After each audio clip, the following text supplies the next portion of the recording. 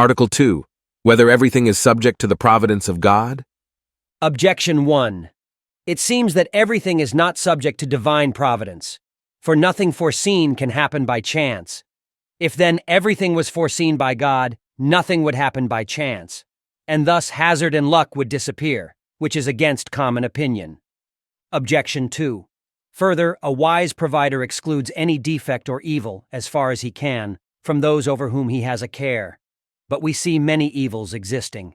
Either then, God cannot hinder these, and thus is not omnipotent, or else he does not have care for everything. Objection 3. Further, whatever happens of necessity does not require providence or prudence. Hence, according to the philosopher, prudence is the right reason of things contingent concerning which there is counsel and choice. Since then many things happen from necessity, everything cannot be subject to providence. Objection 4. Further, whatsoever is left to itself cannot be subject to the providence of a governor. But men are left to themselves by God in accordance with the words, God made man from the beginning, and left him in the hand of his own counsel. Sirach 15:14. And particularly in reference to the wicked. I let them go according to the desires of their heart. Psalm 80:13. Everything, therefore, cannot be subject to divine providence. Objection 5. Further, the Apostle says, 1 Corinthians 9:9, God doth not care for oxen, and we may say the same of other irrational creatures. Thus everything cannot be under the care of divine providence. On the contrary, it is said of divine wisdom, she reacheth from end to end mightily, and ordereth all things sweetly. Wisdom 8:1. I answer that certain persons totally denied the existence of providence, as Democritus and the Epicureans, maintaining that the world was made by chance. Others taught that incorruptible things only were subject to providence, and corruptible things not in their individual selves, but only according to their species, for in this respect they are incorruptible. They are represented as saying, Job 22:14, the clouds are his covert, and he doth not consider our things, and he walketh about the poles of heaven. Rabbi Moses, however, excluded men from the generality of things corruptible, on account of the excellence of the intellect which they possess. But in reference to all else that suffers corruption, he adhered to the opinion of the others. We must say, however, that all things are subject to divine providence, not only in general, but even in their own individual selves. This is made evident thus. For since every agent acts for an end, the ordering of effects towards that end extends as far as the causality of the first agent extends. Whence it happens that in the effects of an agent, something takes place which has no reference towards the end, because the effect comes from a cause other than, and outside the intention of the agent. But the causality of God, who is the first agent, extends to all being, not only as to constituent principles of species, but also as to the individualizing principles. Not only of things incorruptible, but also of things corruptible. Hence, all things that exist in whatsoever manner are necessarily directed by God toward some end. As the Apostle says, those things that are of God are well ordered. Romans 13:1. Since, therefore, as the providence of God is nothing less than the type of the order of things towards an end, as we have said, it necessarily follows that all things, inasmuch as they participate in existence, must likewise be subject to divine providence. It has also been shown, question 14, that God knows all things, both universal and particular, and since his knowledge may be compared to the things themselves, as the knowledge of art to the objects of art, all things must of necessity come under his ordering, as all things wrought by art are subject to the ordering of that art. Reply to objection 1. There is a difference between universal and particular causes. A thing can escape the order of a particular cause, but not the order of a universal cause. For nothing escapes the order of a particular cause, except through the intervention and hindrance of some other particular cause, as, for instance, wood may be prevented from burning by the action of water. Since then, all particular causes are included under the universal cause, it could not be that any effect should take place outside the range of that universal cause. So far, then, as an effect escapes the order of a particular cause, it is said to be casual or fortuitous in respect to that cause. But if we regard the universal cause, outside whose range no effect can happen, it is said to be foreseen.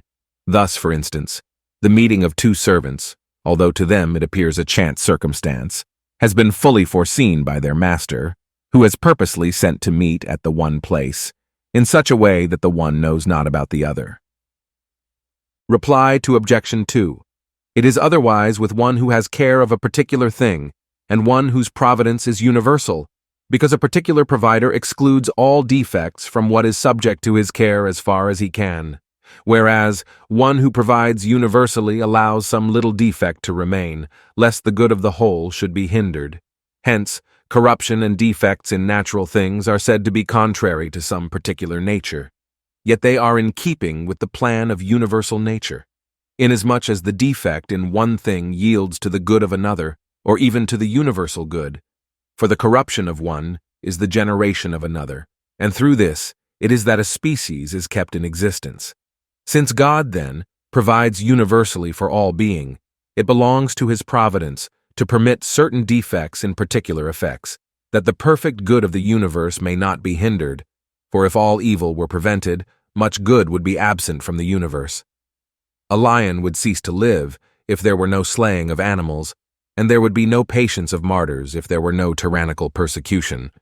Thus Augustine says, Almighty God would in no wise permit evil to exist in his works, unless he were so almighty and so good as to produce good even from evil.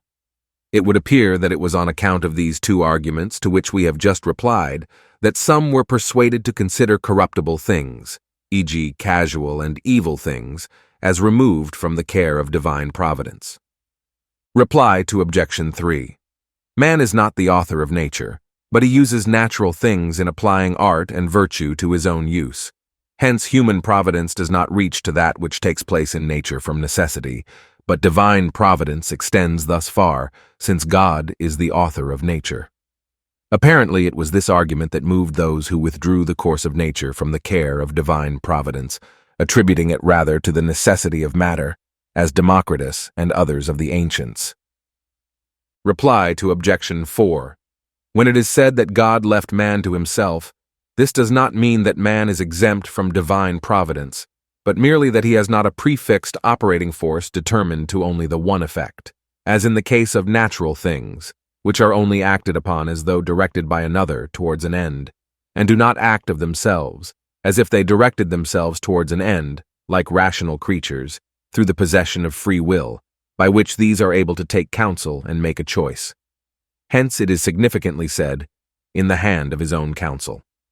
But since the very act of free will is traced to God as to a cause, it necessarily follows that everything happening from the exercise of free will must be subject to divine providence. For human providence is included under the providence of God, as a particular under a universal cause.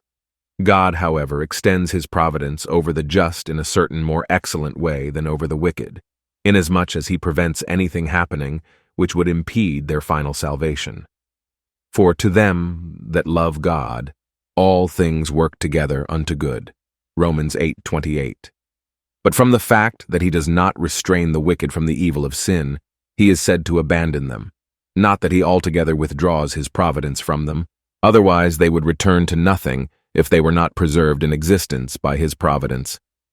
This was the reason that had weight with Tully, who withdrew from the care of divine providence human affairs concerning which we take counsel.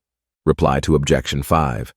Since a rational creature has, through its free will, control over its actions, as was said above, question 19, it is subject to divine providence in an especial manner, so that something is imputed to it as a fault or as a merit, and there is given it accordingly something by way of punishment or reward.